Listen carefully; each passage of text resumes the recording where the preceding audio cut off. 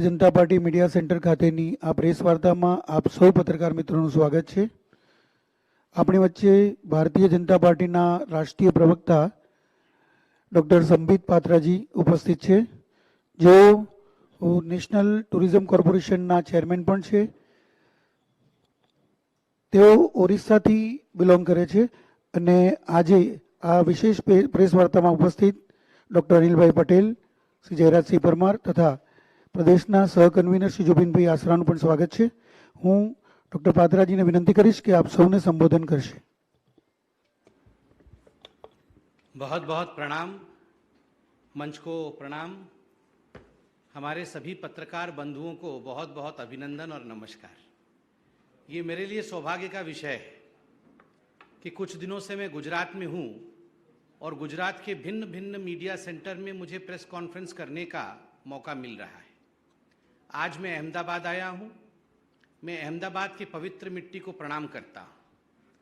मैं माँ साबरमती को भी प्रणाम करता हूँ और आज जब मैं साबरमती नदी को देखता हूँ, रिवर फ्रंट को देखता हूँ, तो एक विकास की गाथा जिस प्रकार से नरेंद्र भाई मोदी जी ने गुजरात में लिखा है, वो हमारे आंखों के सामने अंकित हो जाती है। वह कहीं न कहीं हमारे दिल में एक विकास के प्रति जो सम्मान गुजरातियों का और खास करके नरेंद्र भाई मोदी जी का रहा है, वो दिखाता है। ये वही साबरमती है। मुझे बताया जाता है, अभी हम लोग बात कर रहे थे तो मेरे साथी बता रहे थे कि जब वो छोटे थे तो यहाँ क्रिकेट खेलने जाते थे, वहाँ पशु बंधे रहते थे और वहाँ पर सर्कस का टेंट, तंबू गड़ा रहता था। कितना बड़ा परिवर्तन है। मैं तो उड़ीसा का हूँ, उस समय मैंने साबरमती देखा नहीं था, मगर आज के साबरमती को देखने के पश्चात और ये सुनने के पश्चात कि किस प्रकार साबरमती रिवर फ्रंट का रूप रंग बदला है, यह अपने आप में विकास की एक गाथा है। अहमदाबाद एक हेरिटेज सिटी है और मेरे लिए सौभाग्य का विषय है कि अहमदाबाद में आज बैठ करके इस विकास की गाथा के विषय में मैं प्रेस कॉन्फ्रेंस कर रहा हूं। मैं पुरी से आता हूं, वहां कोणार्क मंदिर है, सूर्य जी का मंदिर है। मोढेरा में भी सूर्य मंदिर है, 2 सूर्य मंदिर हैं, पुरी, कोणार्क और मोढेरा। और आज आप वेग देखिए, गति देखिए विकास का, कि मोढेरा पूरे एशिया का पहला ऐसा गांव बना जो एक सोलार विलेज की उपाख्यान या ख्याति प्राप्त करता हो। घर घर में लोग उद्यमी बने और सबके घर में सोलार पावर पहुंच रहा है। इसके विषय में प्रधानमंत्री नरेंद्र मोदी जी ने भी मन की बात में हम सबको अवगत कराया था। 100% गांव में आज पूरे गुजरात में हर घर नल योजना के माध्यम से पेयजल, पीने का पानी पहुंच रहा है। आज कोई भी ऐसा कोना गुजरात में शेष नहीं है जो सड़कों द्वारा कनेक्टेड नहीं।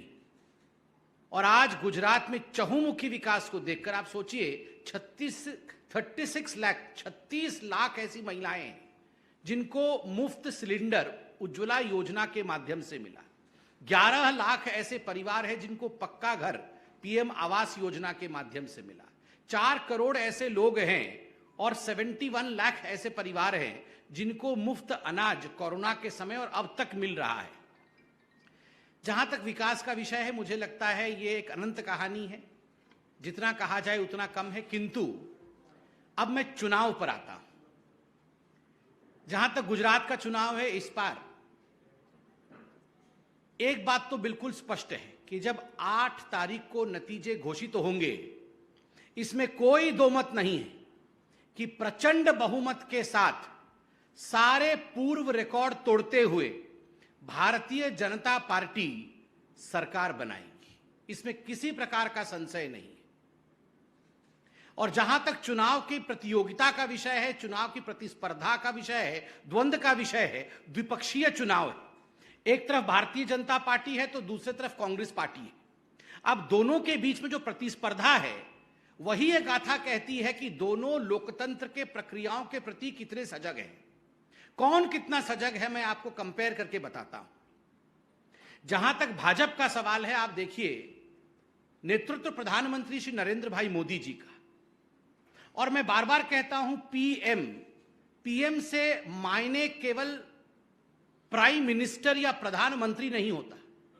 पी से पसीना और एम से मेहनत होता है। पीएम वही बनता है जो मेहनत करता है और पसीना बहाता है। और यह विषय बड़ा प्रधान गुजरात के सुपूत नरेंद्र मोदी जी ने हर चुनाव में सिद्ध किया है। उनके नेतृत्व में न जाने भारतीय जनता पार्टी ने हिंदुस्तान में कितने चुनाव जीते, और गुजरात में तो सारा रिकॉर्ड उनके नेतृत्व में तोड़ा है।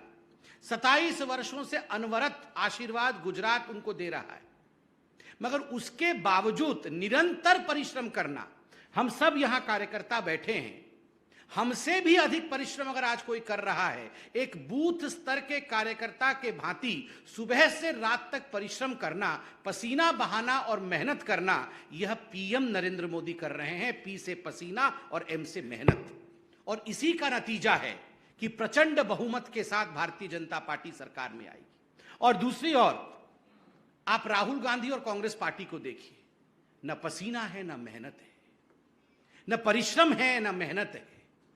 बिना परिश्रम के, बिना मेहनत के, बिना पसीने के कभी भी लोकतंत्र में चुनाव जीता नहीं जा सकता है। मात्र 3 सभाएं करने राहुल गांधी आए, और सभाओं का आलम यह था कि खुद उनके भारत सिंह सोलंकी ट्रांसलेशन छोड़ के बीच में चले गए। खुद के लोग आज उन्हें सुनने के लिए तैयार नहीं, सभा करने के लिए तैयार नहीं, परिश्रम करने के लिए तैयार नहीं। और एक तरफ नरेंद्र मोदी जी जो गुजरात के स्वाभिमान हैं, निरंतर गुजरात के लिए प्रचार प्रसार कर रहे हैं, काम कर रहे हैं।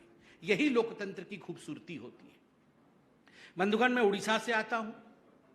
मैं एक उड़िया लड़के के हिसाब के मार्फत कहना चाहता हूं कि आज मैं पूरे भारतवर्ष में जहां जाता हूं, और न केवल भारतवर्ष में, कभी पार्टी के मौके से अगर बाहर भी विदेश जाने का मौका मिलता है, तो एक विषय में कोई संशय नहीं है कि गुजरात का शान, गुजरात का सपूत नरेंद्र मोदी जी ने जिस प्रकार से भारतवर्ष के नाम को आगे बढ़ाया है, यह प्रत्येक गुजराती के लिए गर्व का विषय है, यह प्रत्येक गुजराती के लिए स्वाभिमान का विषय है।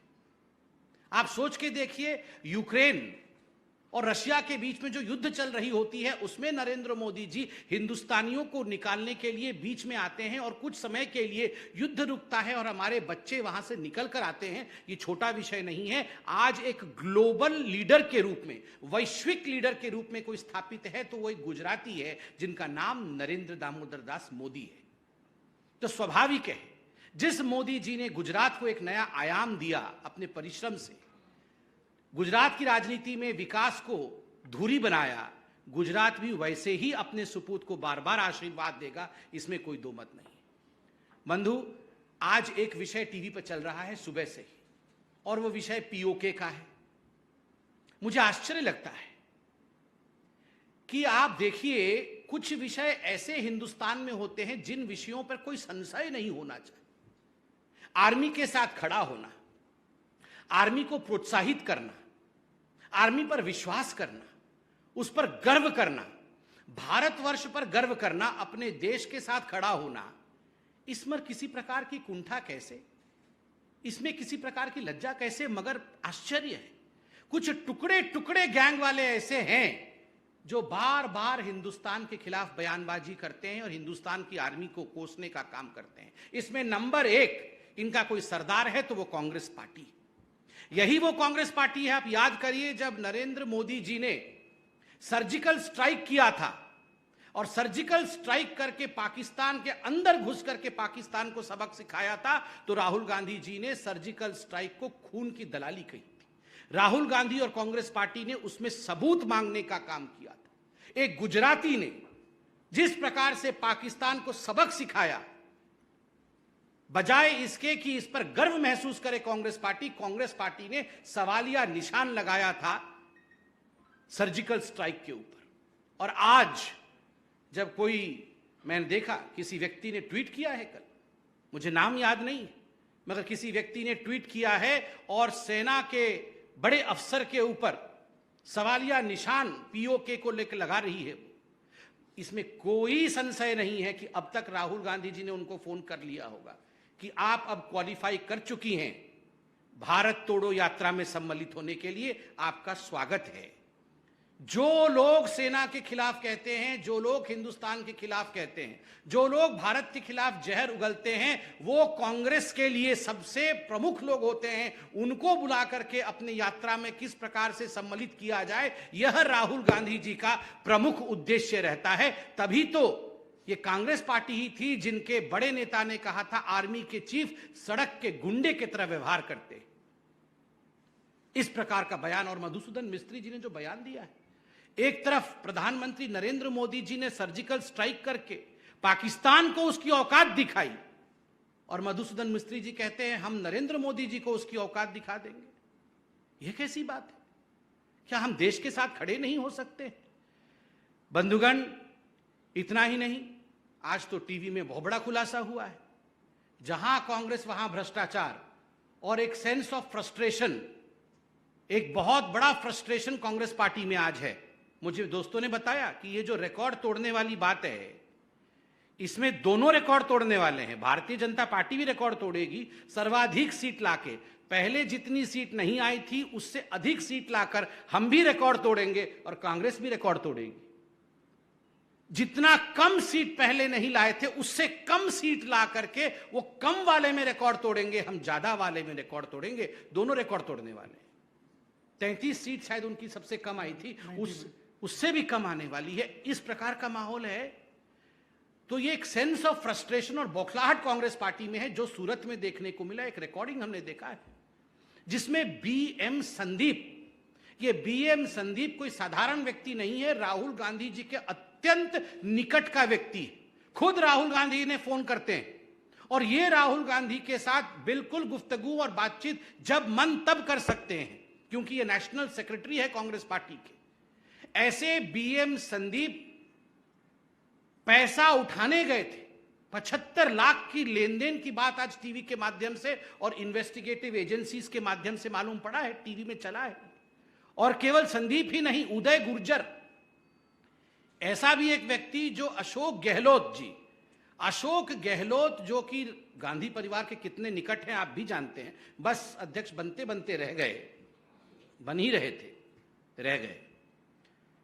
कितने निकट के व्यक्ति हैं, और उनके खास व्यक्ति उदय गुर्जर, जिस प्रकार से इस पैसे के लेन देन में सूरत सिटी में पूरा का पूरा वीडियो आया है, एक बात आज स्पष्ट है कि कांग्रेस पार्टी बौखलाई हुई है। There is a sense of frustration which prevails in the Congress party. बंधुगण, कांग्रेस केवल सेंस ऑफ फ्रस्ट्रेशन से गुजर रही है ऐसा ही नहीं है, इसके साथ साथ जो षड्यंत्र कांग्रेस पार्टी कर रही है। आज इतने समय हो चुके हैं गुजरात में, मैं धन्यवाद दूंगा नरेंद्र दामोदर दास मोदी जी को, प्रधानमंत्री जी को, कि एक कर्फ्यू नहीं लगा है। 22 से अधिक वर्ष हो गए, कर्फ्यू नहीं लगा है आज गुजरात में।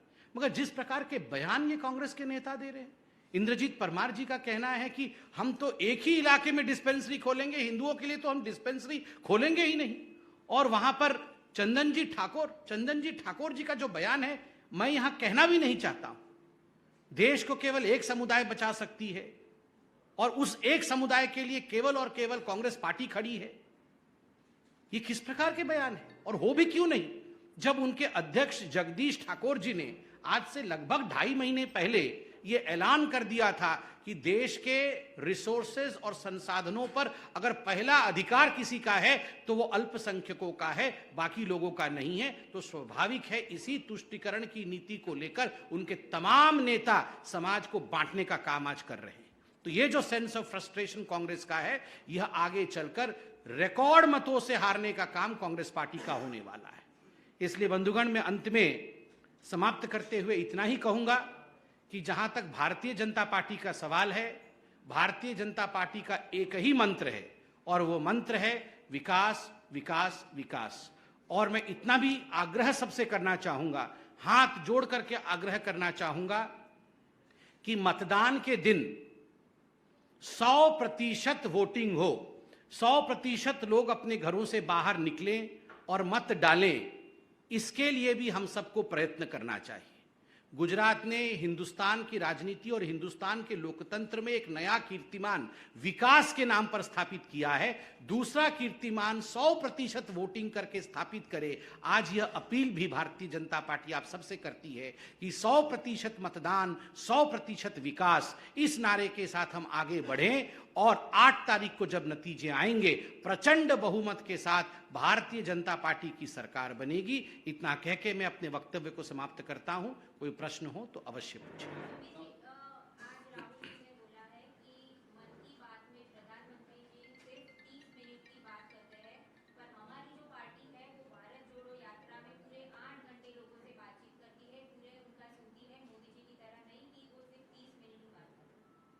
ये भारत जोड़ो यात्रा तो गुजरात में हुआ नहीं। मैं एक सवाल पूछना चाहता हूं, क्या गुजरात को, हिमाचल प्रदेश में भी चुनाव हुआ, हिमाचल प्रदेश को राहुल गांधी भारत का हिस्सा नहीं मानते क्या? एक बार जोड़ने क्यों नहीं आए? यहां पर 2 कारण हो सकते हैं। एक कारण यह हो सकता है, उनको लगता है कि गुजरात में तो विकास ही विकास है, यहां आके फायदा क्या है, यहां कुछ होगा, यहां सब कुछ ठीक है इसलिए नहीं आ रहा हूं। या तो उनको लगता है यहां आके कुछ लाभ नहीं होगा क्योंकि यहां तो हमारी दाल नहीं गलने वाली है। या तो फिर उनके लोकल लीडर ने कहा होगा भैया जाना मत, जाने से जो एक आध सीट भी आने की गुंजाइश थी वो भी नहीं आने वाली है। ये तीनों में से एक कारण हो सकता है। देखिए, जहां तक कांग्रेस पार्टी का सवाल है, मुझे तो आश्चर्य लग रहा है कि प्रधानमंत्री इतना परिश्रम करें, अपने घर में आके प्रधानमंत्री 24 घंटा काम कर रहे हैं और राहुल गांधी यहां मात्र 3 रैलियां, यहां आने का नाम नहीं, कोई कांग्रेस का बड़ा नेता नहीं आ रहा है। क्यों गुजरात से इतनी दूर भाग रहे हैं कांग्रेस पार्टी?